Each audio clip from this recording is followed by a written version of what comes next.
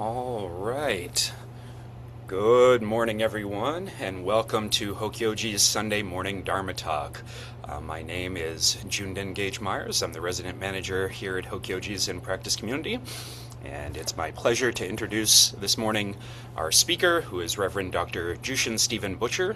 He was ordained in 2017 and received Dharma transmission in the Katagiri lineage in 2025 from Hokyoji's guiding teacher, Reverend Dokai Georgesen. His first exposure to Eastern thought was through the TV series Kung Fu, starring David Carradine. In his 20s and 30s, he followed a winding path through Taoism and Tibetan Buddhism that eventually led him to Hokyoji in 2008, courtesy of a blog post by Brad Warner. A double rainbow member of Gen X, Jushin brings a latchkey kid aesthetic to his practice of Zen, including shikantaza, movement, and art.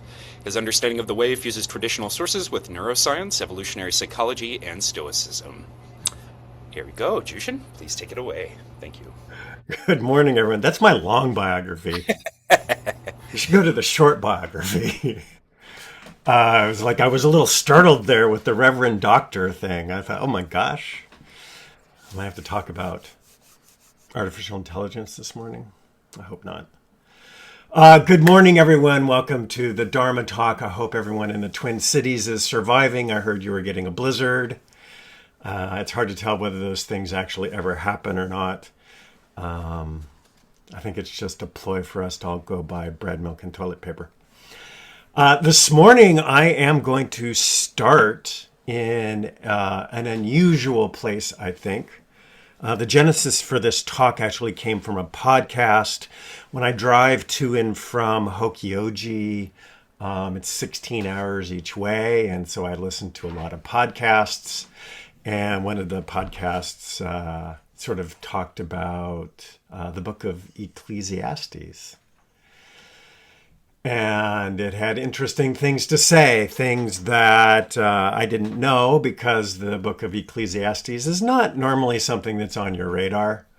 If you grow up sort of vaguely in the Christian tradition. I was raised Catholic. And, you kind of hear about Job and Psalms. There's always the Song of Solomon, which we don't talk a lot about because can be a little risque, if I remember. It's just not really in keeping with the usual, I guess, overall Christian tone. And I was actually sort of surprised by the topic that Ecclesiastes takes up. And that's a little bit of what I want to share with you today, but actually to bring the topic into a starker relief, I want to talk a little bit about the book of Job, which I'm sure most people are vaguely familiar with. So the book of Job, I'm going to start out by contrasting the book of Job and Ecclesiastes. And then I'm going to talk about this one author. He's a Christian minister, Bobby Jameson. And he talks about the book of Ecclesiastes. He brings a modern sociologist, Harmut Rosa, to talk about modernity. And then, of course, since we're here for a Dharma talk, I want to put a little bit of a Zen gloss on everything. Hopefully I will be able to do that. So let's start with the book of Job. So for those who don't remember, book of Job starts out with the main protagonist is Job. He's introduced as a righteous and prosperous man. He has wealth, children, social respect. He has 7 sons and 3 daughters. It's sort of the perfect for that cultural milieu. It is certainly the perfect thing. He has many offspring. He has goats and sheep and herds and oases, seas, and all the things he has. And he has the respect of his compatriots. In a heavenly scene, the adversary, the Satan, argues with God and some other angels that Job is only faithful because his life is good. And that if his blessings were removed, he would curse God.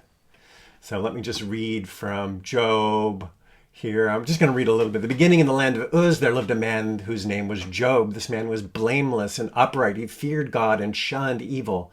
He had 7 sons and 3 daughters, and he owned 7,000 sheep, 3,000 camels, 500 yoke of oxen, and 500 donkeys. And I had a large number of servants. He was the greatest man among all the people in the East.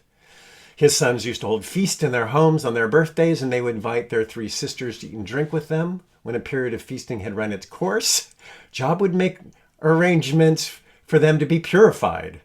Early in the morning, he would sacrifice a burnt offering for each of them, thinking, perhaps my children have sinned and cursed God in their hearts. This was Job's regular custom. One day, the angels came to present themselves before the Lord, and Satan also came with them. And the Lord said to Satan, where have you come from? And Satan answered, Lord, from roaming the earth, going back and forth on it. And then Job said to Satan, have you considered my servant Job? There was no one on earth like him. He is blameless and upright, a man who fears God and shuns evil. And Satan replies, does Job fear God for nothing? Have you not put a hedge around him and his household and everything he has? You have blessed the work of his hands so that his flocks and herds are spread throughout the land. But now stretch out your hand and strike everything he has, and he will surely come to curse your face. The Lord says to Satan, very well then, everything he has is in your power, but on the man himself do not lay a finger. And Satan went out from the presence of the Lord. As you might guess, the rest of Job is about bad things happening to Job. But at no point does he come to curse the Lord. Sort of in the end, he has 3. Eventually, the Lord even removes the prohibition against harming Job himself. So basically, Satan says he only praises you because everything's going well, and God says, I'll take that bet. At some point, 3 friends come to comfort Job, but argue that the suffering must be punishment for some sin. Job rejects this. He insists he's innocent, and the world does not operate by simple moral rules. And so the rest of the book, most of these books, Songs of Solomon, Psalms, these are all considered the poetry in the Bible. Most of the book is poetry in which Job protests the apparent injustice of the world.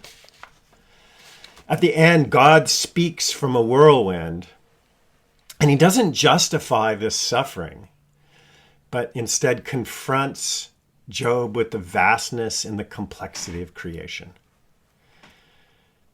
Job acknowledges his limited understanding, and his fortunes are restored. So, from the Judeo-Christian, Judeo point of view, sort of the book is wrestling with the idea of where does all this undeserved suffering? Was I the only one who disappeared? What happened? Okay, because it said the host ended the meeting. Oh, I wonder if somebody actually joined on the Hokyoji Zoom. All right, where was I? Who knows? So God responds from the whirlwind, and he shows Job the complexity and the vastness of creation.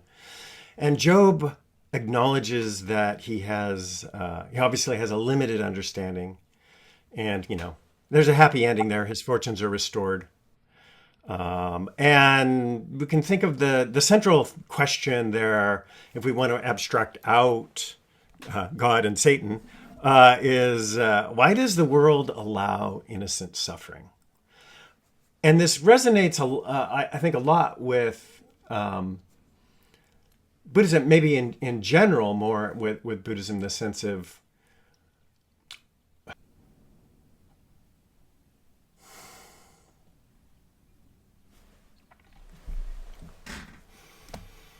let's give everybody a minute to reappear.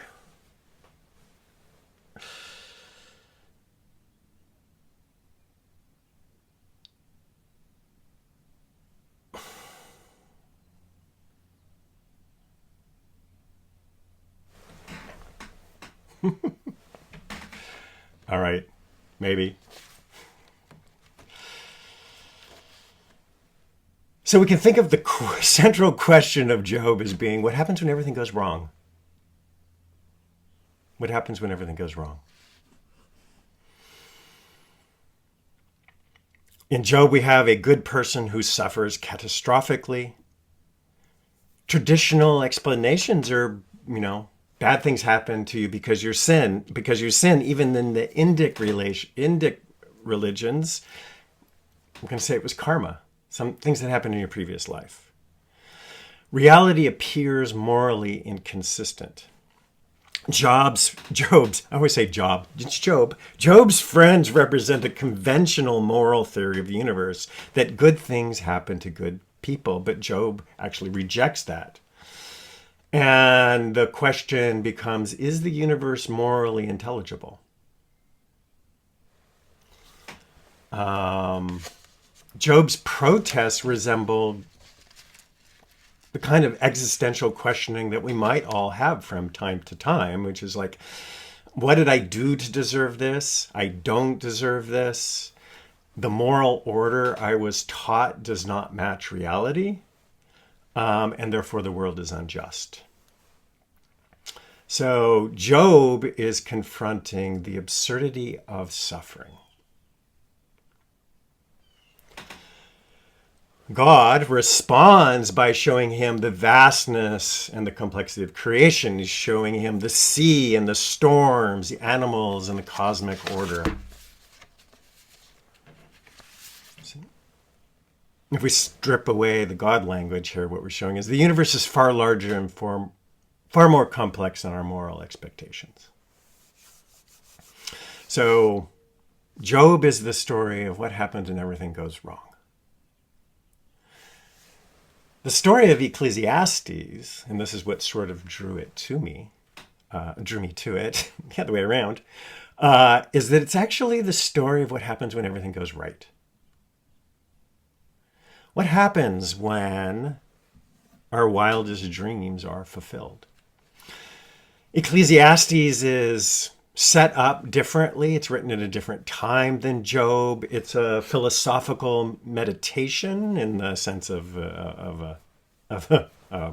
writing, attributed to the teacher.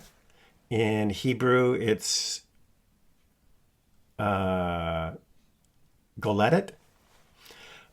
traditionally assigned to Solomon, because the teacher, and it only goes by the name of the teacher. The name is never revealed, but does say that they're the son of King David.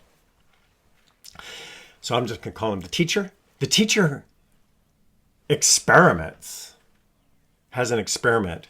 The teacher explores every major path people pursue to make life meaningful. And it goes through the sections. Pleasure and luxury.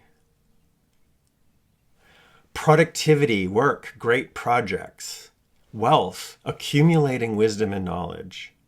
And the teacher concludes that all of these pursuits are Yevel. You'll see different translations for Yevel. The literal translation is and it's spelled Hevel. The literal translation is vapor. And then it glosses into this idea of chasing vapor, chasing the wind. And so it also means futility or absurdity. As the teacher conducts these experiments, and unlike Job, his wildest dreams are fulfilled instead of having them taken away, the teacher finds troubling patterns. Effort does not guarantee success, but success does not guarantee happiness. The wise and the foolish both die, and wisdom does not guarantee happiness. Injustice persists, and justice does not guarantee happiness. History repeats itself. Actually, there's a better one by Mark Twain which says, history does not repeat itself, but it does rhyme. So even if you're maximally successful, life, you cannot escape impermanence. And in fact, you cannot even guarantee happiness. Now, the funny part is that the conclusion that the teacher reaches from these experiments is you should just enjoy life anyway. You should enjoy your food and drink. You should enjoy your good work. You should enjoy receiving life's simple goods. You should enjoy companionship. Ultimately, the punchline is because these are all gifts from God.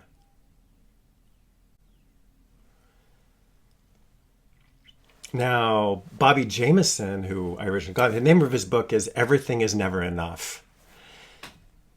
It's nice. It's not the best. I think it could have been a blog post. But he has a mission here. He's taking the book of Ecclesiastes and he's going to weave in the writings of a sociologist, Harmut Rosa. So Jameson is arguing that Ecclesiastes actually has 3 levels. One is life is absurd. Then he pops into another level, which is life is a gift. And then every so often pops into a 3rd level that gift is from God, so worship him. We'll talk about that last part later. But we're going to talk about the things that I think should be probably a little bit apparent to most of us is the absurdity part. Again, life doesn't work the way that we think it should. That the world contains injustice, seemingly random outcomes, disproportional gaps between effort and reward. Hard work doesn't reliably produce success. Foolish people sometimes prosper. And this mismatch between expectation and reality makes life feel, again, absurd, like you're chasing after things. And sometimes there's no payoff. Sometimes there is. Sometimes the payoff is not satisfying. Sometimes it's only satisfying for a minute. You get it. You want something else. It's just crazy. It's absurd. I love it. So it's like I would say the first noble truth, life is absurd. Wisdom, in the sense of knowledge, cannot fix this problem. This is what Ecclesiastes is saying. Even if you pursue wisdom, understanding life better, you still can't solve its basic contradictions. Wisdom can help you navigate life, but it can't eliminate that injustice, control outcomes, help you escape death. And in fact, there's a lot of research shows that intelligent people are unhappier. It's just the more you know, the less satisfied you are with all of the things and the nuances. And there's a lot of strange research in that area where knowledgeable people are less happy. And conservatives live longer. So wisdom can't fix the problem because the more clearly you see reality, the more its contradictions become obvious. Finally, as we always say, and I'm sorry, my husband's downstairs. He always says we end up talking about death in Buddhism. In Zen, we always end up talking about death at some point, but here Ecclesiastes is talking about that death undercuts every human attempt at permanence. The wise die, the foolish die, achievements disappear, achievements are left to ungrateful children, or because they didn't have the experience, and this is generational wealth can be a problem generally by the 3rd generation. So you have the first or the immigrants and they strive and they build up the wealth. The 2nd generation still has a connection to that striving, but by the time you get to the 3rd generation, people no longer attach to the effort and the striving that came with the wealth. And things tend to come apart. And Walton family is a really good example. What's that? Sam's Club. And even somebody opined that, I just blanked on his first name. Anderson Cooper. That was his first name. That's why. Anderson Cooper was a Vanderbilt. But by the time they got to his generation, his mother had lost and spent all of the money. And that he has turned out okay because he's had to, once again, work for everything. In any case, we say the world resists control. Humans want life to be predictable and manageable. And Ecclesiastes repeatedly shows that events happen outside our control. Timing determines outcomes and the future remains opaque. Like this, the result is the world feels structurally resistant to human mastery. The second part, though, is the gifts. So Ecclesiastes still says, in spite of it all, the best response is to enjoy life. Jameson emphasizes that enjoyment is possible precisely because life can be received as a gift, not mastered as a project. So this goes back to the Stoic and inversion of control, which is attending to the things you can control and acknowledging the things you can't. We also know that as like the 12-step prayer. Lord, grant me the serenity to accept the things I can't change, the power to change the things I can, and the wisdom to know the difference. It's an old trend in Christianity, and before that, theme in Christianity, before that, Stoicism. So Ecclesiastes comes back to it and says we should urge people to enjoy the ordinary goods and experiences of life: food and drink, companionship, meaningful work. Now, Jameson has an agenda, and he's a Christian minister. So he's pointing at the third level here a lot, which is interesting. It's that we have a longing for permanence is itself, if not proof, an indication for the existence of God.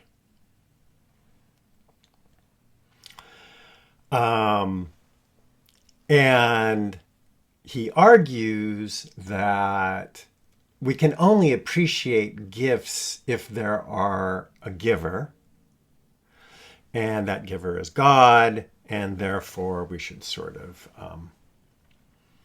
that's why we should worship God. It's sort of it's a different gloss on Pascal's bargain, right? Pascal is, I believe in a God. Pascal's bargain, because I believe in a God because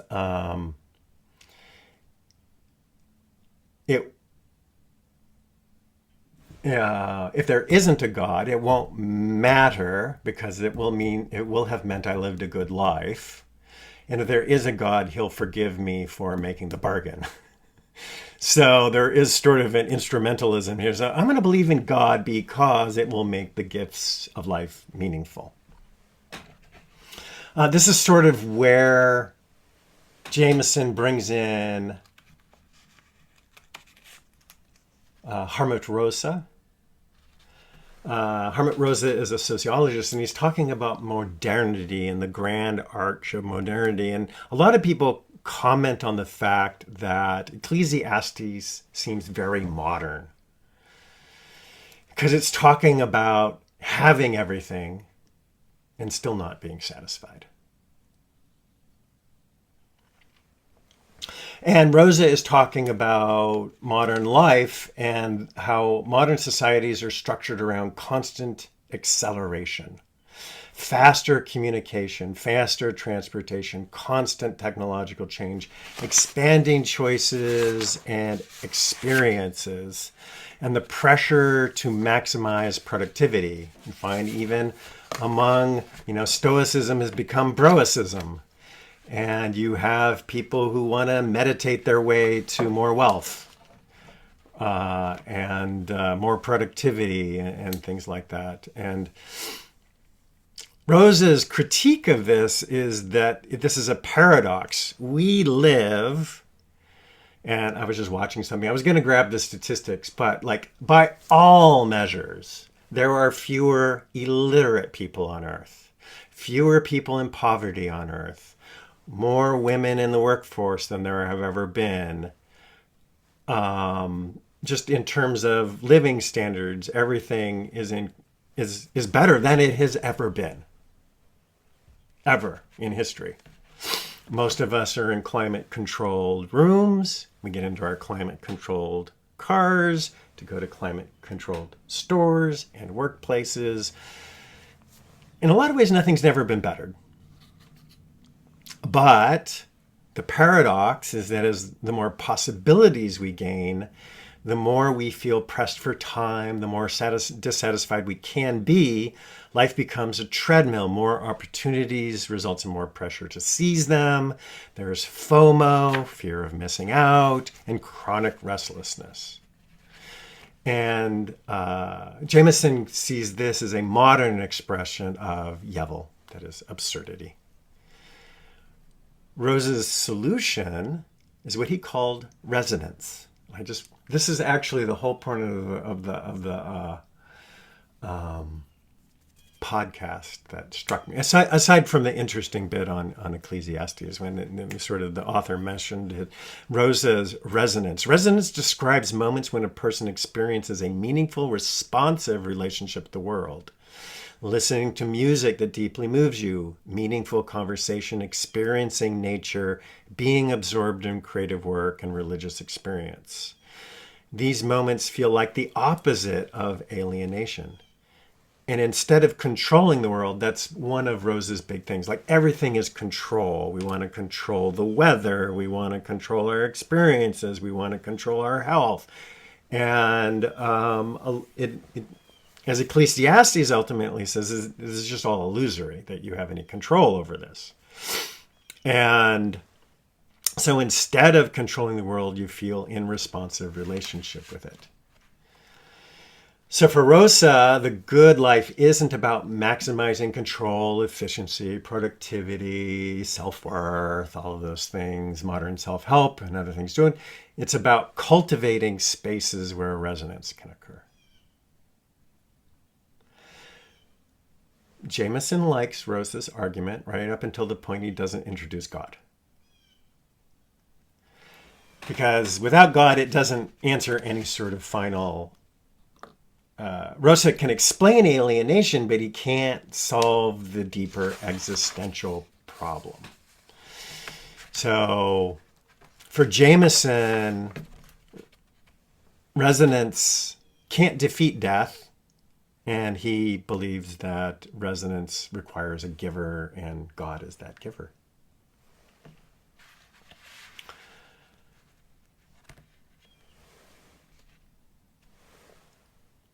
The big ideas that Jameson uses Rosa to show that modern sociology is rediscovering something ancient. Maybe, I don't know. I've read a lot of sociology. But maybe Rosa is.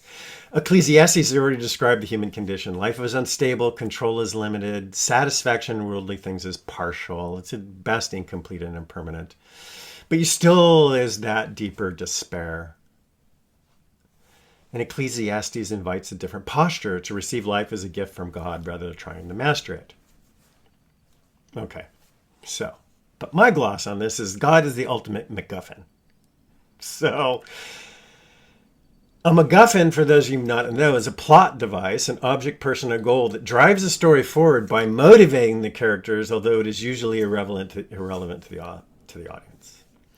So how would Zen answer these questions? I think that's the interesting thing here. We have this idea, and I think this is very much in keeping with Buddhism in general, maybe Zen in particular, is that life is absurd. Both sides, both the Job and the Ecclesiastes sides of the coin. Everything can go horrible, and that's obviously suffering and absurd. And everything can go well, and you still can't rid yourself of existential dread.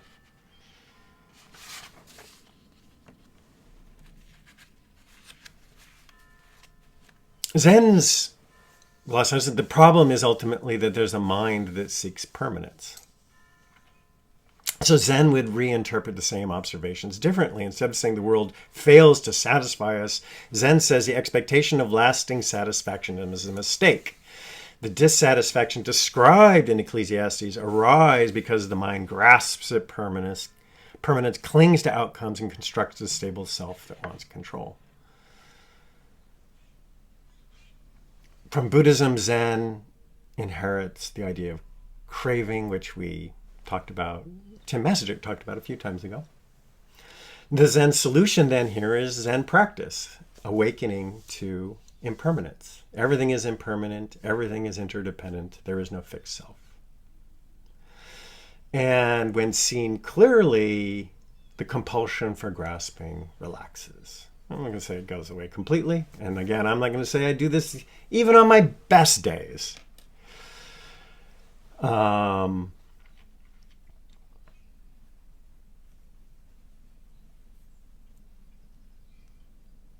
result then is not a resignation, but changing our relationship to our experience in our lives. And I think this intersects with Rosa's resonance. I mean, I think the goal then is to turn as much as you can into resonance. And I think this hits the Taoist notes of Zen a little more strongly. With the idea of sort of being resonance to me was sort of like, oh yeah, this is Watts. So of a lot of the major Western popularizers of Zen, especially, I think most of the time, most of the people lean more heavily on the Buddhist roots of Zen, or at least Chan, and they don't lean quite as heavily on the Taoist roots.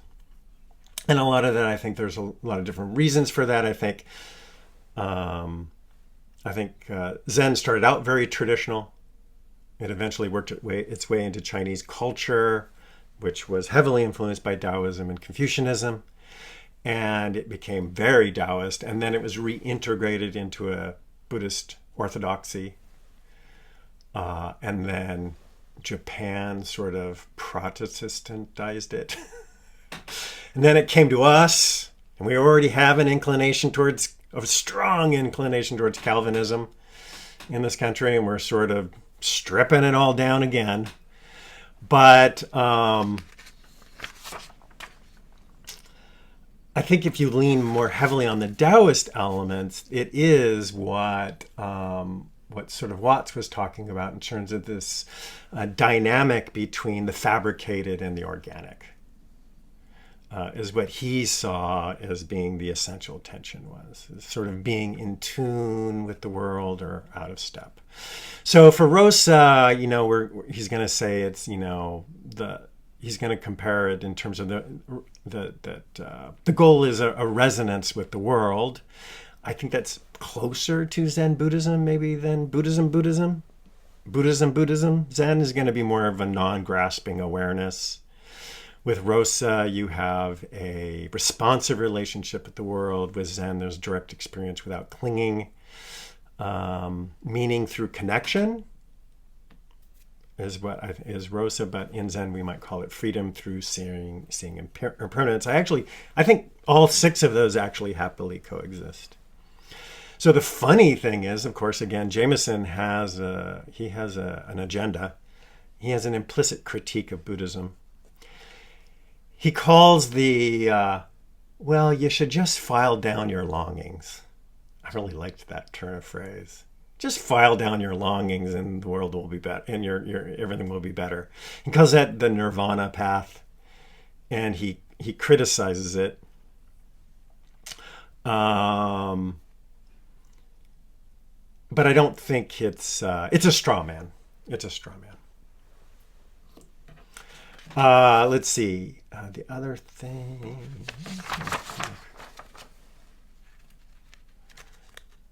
I thought I had.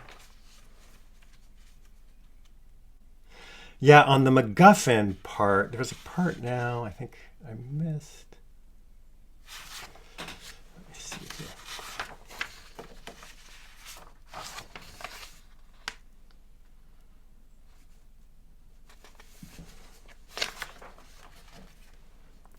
I missed a page. Here, just a second. Oh, sorry, dog. There's still a page on the printer. I was like, there's more to this.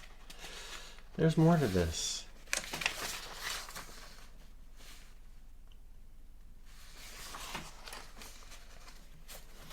So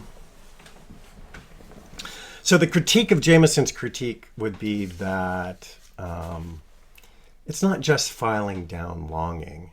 It's changing your relationship to your longing, craving. This, instead of saying this must satisfy me, just say this is fully experienced. I'm not going to cling on to this. It's not going to solve ultimate. It's not an ultimate solution to all of my problems.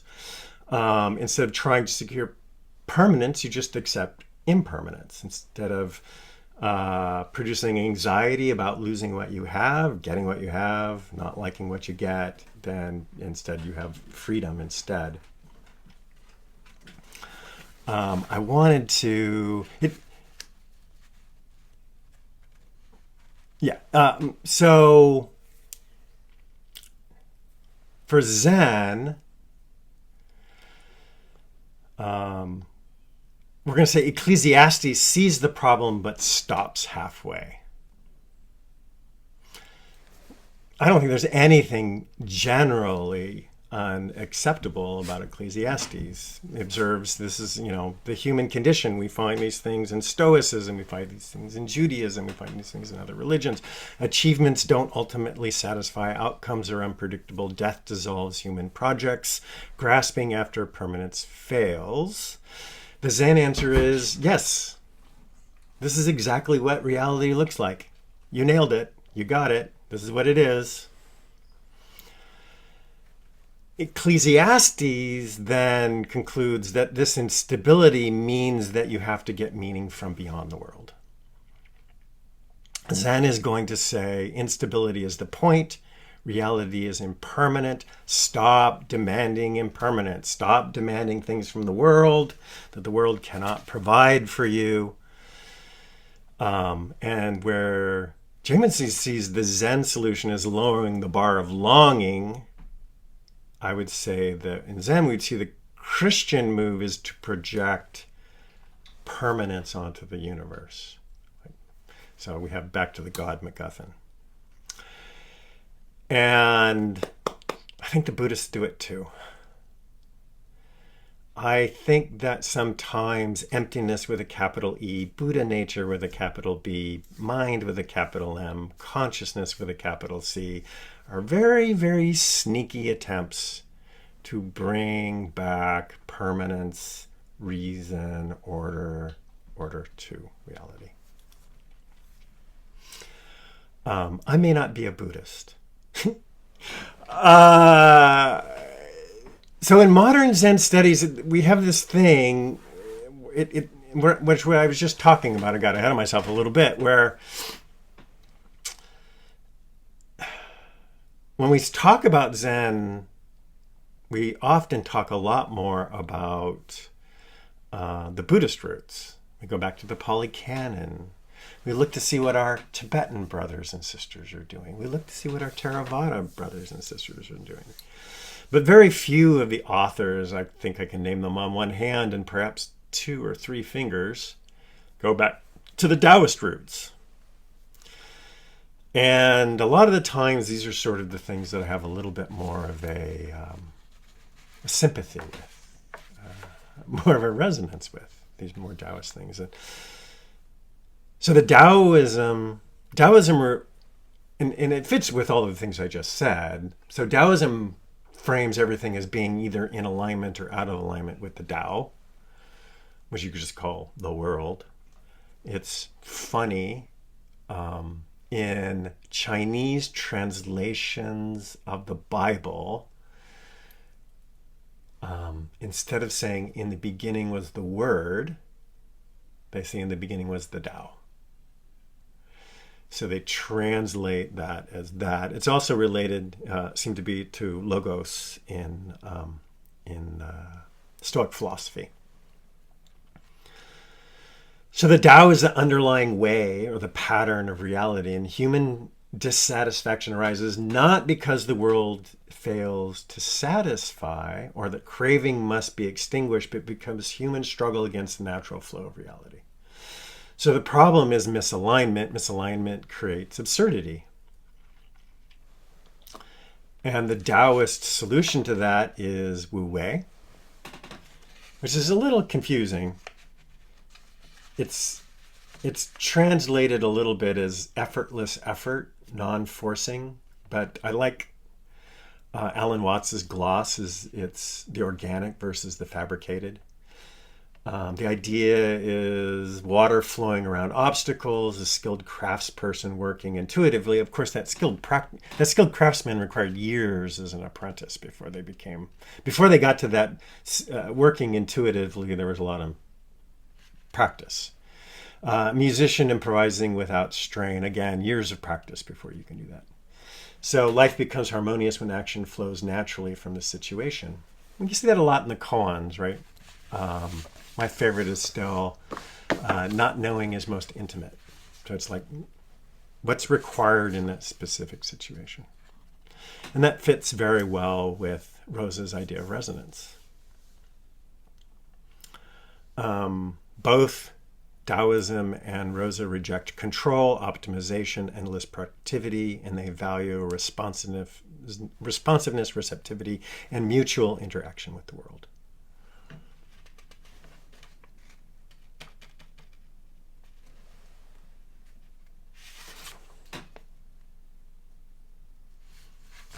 Yeah, so I'm gonna end there because I want to do some a little bit of discussion here at the end. Basically, we have these two views, or these two sides of the coin. One is bad things happen. What happens when everything goes wrong? What happens when everything goes right? Neither of those outcomes seem to satisfy the existential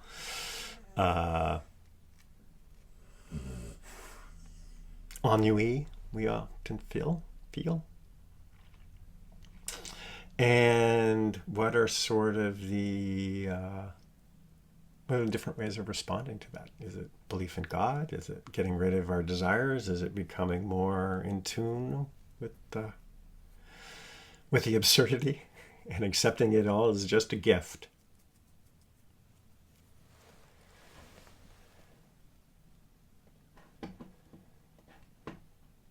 All right, Musho, I would be disappointed if you don't have something to say. Oh, we don't want to disappoint you. No. Oh my goodness. No, that was a wonderful talk. Thank you so much. You're welcome. That's very enlightening. I, I guess between everything going right and everything going wrong, and then you have this MacGuffin of a God, perhaps surfacing in the middle. I feel like I'm a little, maybe a little more forgiving of somebody wants to construct a God in like, I mean, even couldn't the Tao be kind of treated like a God, or Wu Wei could be treated like a God, and um, ultimately, we don't understand God, right? So God is beyond, but beyond might be the world. I mean, the world can be beyond. It's, the absurdity. If you start with absurdity, it kind of makes I don't know, it feels like it's intellectually very forgiving, you know. I'm much more forgiving of the Buddhists who create this kind of God, or the Christians who, uh, like Jameson, who wants to say that if there's a gift, it has to be from somebody, which is like, well, that's kind of weird. Why does it have to be from somebody? You know, like like there's all kinds of just sort of logical inconsistencies that get woven in, you know, and it's partly because life is absurd, and our attempts to wrestle it into some form like this are really wonderful. I mean, part of the part of the joy of living. So I don't want to give it up. So, thank you for that talk. I enjoyed it very much. There's a lot there. I look up Rosa, who is a contemporary, right? A sociologist. Yeah, I I don't had know never heard of him. Rosa, I didn't even I it but had already gotten to be a little bit of a book report, so I would try not to sure, like dig into his actual yeah. I works. I I I read waded through a lot of Charles Taylor, and I see he's had influenced by Charles Taylor, and I found Taylor really exciting and interesting, and just enough out there from Buddhism so that when you look back at Buddhism, it makes it more, I don't know, fleshes it out more, And so I think that also looking at our Buddhist traditions or our faith from a Christian perspective can help us Mhm. to really flesh out our Buddhism and be better Buddhists, to whatever that means, but Yeah. to more fully inhabit it. It's a wonderful gift that we live in this time with all of this stuff, you know, and we can be as open as we want to be, you know. So thank you. Yeah, you're welcome. I shouldn't say I don't fault anybody for believing in God or adding these other things. The only thing I would suggest is that it adds an unnecessary layer to just accepting everything as it is. And that would be the only thing. And I appreciate that there are some people, and I think this is why it's nice to have a multiple of voices and teachers, is because there are just some people who are going to vibe with certain things.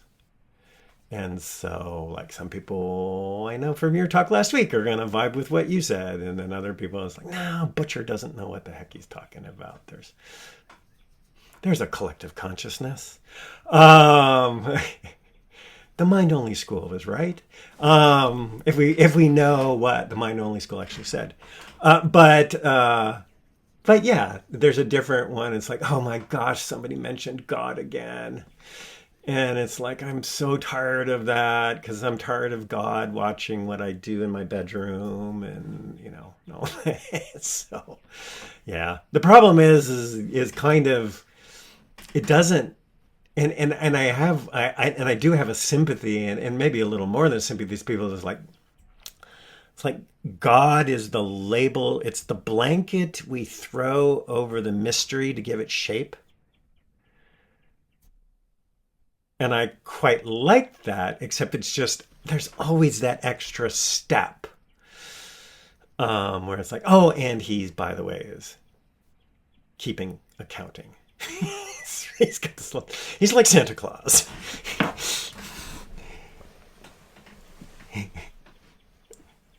But the wonderful, like, with Baizhang's Fox, so where Mm. where where does are we dependent upon the moral structure of the universe, or are we free of the moral structure of the universe? And like even Dogen goes back and forth. It's like, Right. well, you know, we are free of it, because life is absurd and because um emptiness cancels all accounts, or we have to, if you let go of cause and effect, you're screwed. So, somehow it's both, and I think that's maybe the Taoist Yeah. influence there is that Like, somehow both are true.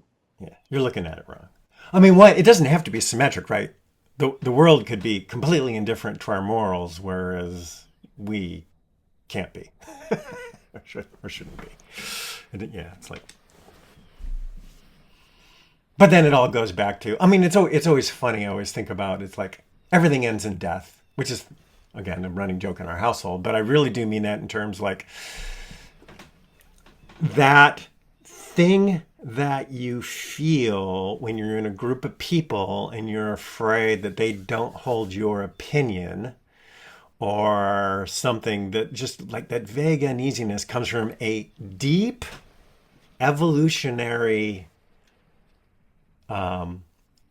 seed that says, if I don't have the respect of my peers, I will be ostracized and I will die.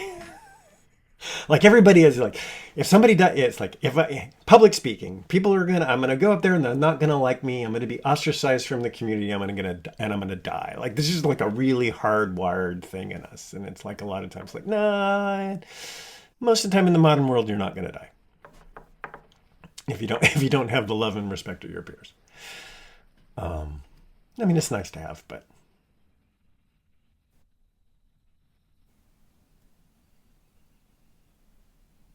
anyone else? Yoku, good to see you.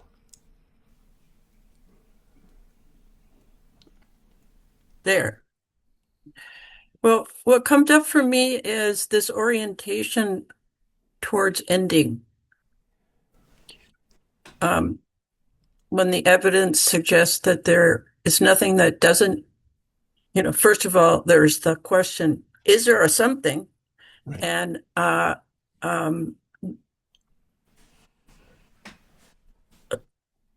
ending. It's the whole idea that everything goes goes along so fast that we can't possibly, in this particular form, keep track of that. Mhm. And it's not clear that it's important except in our minds. Mhm. So, I wrote down changing versus ending. Mhm. It's like, do trees worry about these things? I don't. Is that even like in the ballpark? Probably not. That there's ising and nothing else. It makes me curious uh, about the my basic sort of stages in the Buddhist development. So I know that he studied with two different yoga teachers, and maybe uh, I'm simplifying things, so all mistakes, please forgive. But uh, at the end of or at the point that his second teacher, just as his first, Yeah. wants him to join as a pair, a team Yeah. to teach, and the Buddha's like, no, no, and then he keeps going with a group of people that say, yeah, let's, we still have more to do here, and then he leaves them because that's not it. And if you read uh, the at least what's representative as some of the Buddhist texts, the night of his awakening, something shifts, and it's but up to the time it shifts, it's he's stuck. Uh, so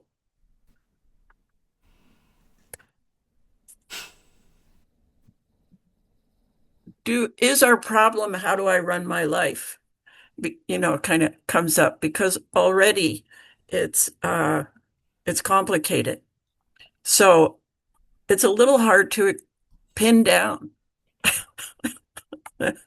It's uh and yet I feel, I when I got into Buddhism, it sort of arrived on my plate because I was like, how do I live the last part of my life? This was somewhere in my 40s, uh, um, in a way that I like better than how it's gone so far. And I thought, well, hell, I don't know what I'm doing. So I just let me just kind of cautiously throw myself into doing or being or thinking. But it's like, no, well, I can't go there. Now, of course, that's not exactly what I did, I'm sure. but, but that turned into a lightness. And, I remember one day thinking, wow, I really like this life. When did that happen? Uh, so as you talk, uh, I think talking talking about the end of life is problematic Hmm. because I don't think there is a beginning and an end. Hmm. And of course, it has all of the usual problems of, well, not exactly, but, So uh, that's part of what I've come to enjoy. It's like, well, who knows what today's going to be like? Especially since the day is just, sort of a definition I'm working with, not necessarily what's going on. That's just a point of view. Yeah. Anyone else in the last couple minutes? Rushin? Yonan? So I ran across Ecclesiastes when I was in college, and the thing I took away from that, which is I'm surprised you didn't bring this up, is like vanity, vanity, all is vanity. Yeah, It's that's like Yevel. Yeah, yeah, Yevel. So Yevel is variously translated, and I'm using absurd instead of vanity. okay. There's a lot. It's meaningless, vanity, absurd, pointless. Yeah, it's all. I took it as egoless. Uh, It seems vanity seems to fit in well with yeah, ego. yeah, yeah. It's ego, ego, everything is ego. And so Dokai, this idea of creating a fixed kind of thing in Buddhism is Dokai brings up this quote from Wang Po that I'll paraphrase about ordinary people rely on ordinary things and followers of the way rely on mind with a capital M, but true followers just don't do either one. Just let it go. So, but this idea of Taoism, I read a book, and I can't remember the name of the guy. His first name was David. He lived back east, New Hampshire or Vermont, and he was a Taoist. And every day for at least a year, he would climb this mountain behind his house. And this is a real kind of Taoist thing to do because he's really getting in touch with all the changes that mountain and all the plants, all the animals, all the geology goes through in a year and just gets closer and closer, just a stronger and stronger relationship with that experience. And it's like all kinds of weather. They didn't let the weather, dissuade him from keeping that practice. And I think that's one of the things that that Buddhism kind of emphasizes is kind of this intimate acceptance. So yesterday, um, my neighbor to that side had a tree fall down in his yard from the neighbor on his side. So the three of us were out there yesterday just cutting up this dead ash tree from the ash borers. And it's like, yeah, this is what being a neighbor with ash borer, um, you know, this is what we do.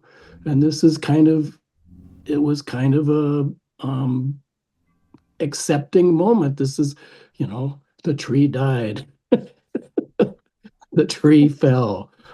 It's it's his tree, but it's on his property, and he's asking me to come over and help. So this is interdependence, this is impermanence, this is everything right here. And it's like, wow, this only took us 2 hours. We thought we'd be here all day. But once you're into it, you're into it. And it's like it was just a wonderful experience. And one guy said, "Yeah, we have to play the man card once in a while, but it's it's different than that. It's like I've done this with my neighbor on my property and his property so often. We're getting pretty good at this because trees fall apart, and this is part of the Tao of we're not griping about having to do this. This is just something we have to do. This is part of this life out here with the trees. So I don't know. I don't know if that relates or not, but I think it does. Yeah. So I think Buddhism is like uh, I'm, and I think Katagiri Roshi brings this up a lot about empathy, about this development of empathy. So this Taoist idea of, climbing up this mountain every day is like developing empathy. But Katagiri Roshi talks about empathy with tables and floors and everything. It's like the relationship, the relationship. It's not,